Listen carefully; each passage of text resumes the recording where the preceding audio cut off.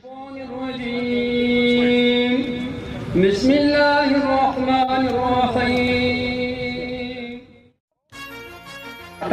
خلاص کبھی کھیل لاسور کړی دی دا پنجاب د کلو پاک دلته با خاطر حمایت شهید آرمان اینجا آمدیم چون افغان ما سرکمه از ولایت پنجشیر هستیم.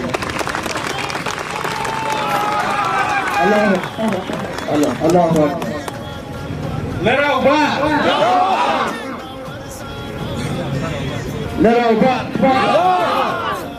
معذرت میخوام که پشتوی من قدر خوب نیست ولی ما همیشه علاقه‌مندی داشتیم با برادران پشتون خود. شما ببینید با گذشت هر روز کشور پاکستان داره از ما قربانی میگیره و ما همیشه خاموش هستیم. Also, with the passing each day, Pakistan people killing our Afghan people, but the world is watching. That is not acceptable for us. ما انتقام آرمان شهید میگیریم. اگر پاکستان به این فکر باشه که جوانان را مثل آرمان شهید ساخته، هزارها جوان دیگه مثل آرمان است که جایش خانه پولی کنه و از حق مردم دفاع کنه. در آخر تشکر از شما مردم افغانستان خواهش میکنم که یک دست شویم، یک جای باشیم و صدای خود بلند بسازیم که مردمانی که در پنجاب در اون طرف خط دوران زندگی میکنن و حکومت پنجاب همیشه از ما قربانی گرفته. تل دیوی افغانستان، ژوندی دیوی افغانستان، لانگ لینگ افغانستان.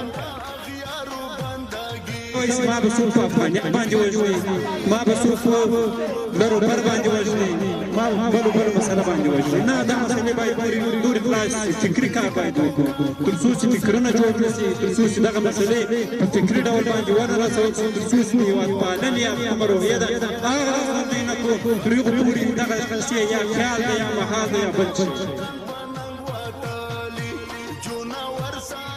راشي راټول ارمانا دا خاورې وې جذبې بشي راټول ارمانا نوې درس نوې کتاب ته مزړه کېږي، ارمانا نوې درس نوې کتاب ته مزړه کېږي، ارمانا یو رښتینی انقلاب ته مزړه کېږي، ارمانا دا محکوم ملت به وکړي پاڅونونه، ارمانا دا محکوم ملت به وکړي پاڅونونه، ارمانا نړۍ نقشه به وکړي بدلونونه، ارمانا د اټک یاغي دریاب ته مزړه کېږي، ارمانا د اټک یاغي دریاب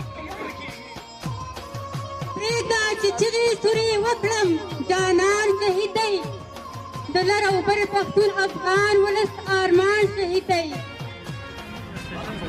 ارمان لوڼی یوازې د پښتنو د پښتونخوا شهید نه و، ارمان لوڼی د لر او بر پښتون شهید دی او نن باید ټول پښتانه د ارمان لوڼي په دغه ویر کې شریک شي او دا غږ ورسره بدرګه کړي. ارمان لوڼی د دغه غوښتنې مطابق د زړه هیلې مطابق دغه خدای نږدې دوسته هر څوک چې بل پروګرام یې کړی خدای نږدې دوست دا د خدای نږدې دوسته ملي څېره کلتوري څېره ورته راټول شوي موږ خپله مې راولولی دی او د ستاسو په ټول باندې پر کلچر باندې راټول سره ولاړ یو.